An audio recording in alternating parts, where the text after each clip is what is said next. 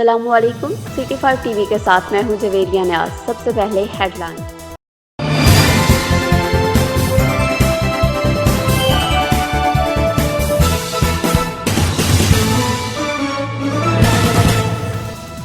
खबर शामिल करेंगे चनाब नगर से। आटे की किल्लत के बाद यूटिलिटी स्टोरों पर आवाम का बेतहाशा रश और कोरोना वायरस फैलने का खदशा।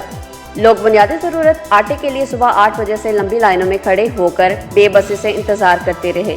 आहर मुसलसल 6 घंटे के बाद 1 लाख की आबादी पर मुश्तमिल शहर में 135 ठेले थमा दिए।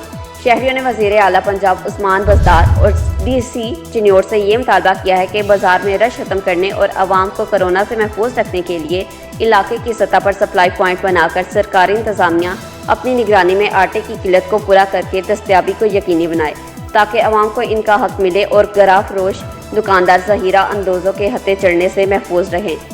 मज़ीद जानेंगे अपने नुमाइंदा एहसान अहमद से। जी एहसान अहमद। जी, चनाब नगर ज़िला भर में आटे की सप्लाई और आवाम के रश में कोरोना फैलने का खदशा। चनाब नगर आटे की किल्लत के बायस यूटिलिटी स्टोरों पर आवाम का बेतहाशा रश और कोरोना वायरस फैलने का खदशा।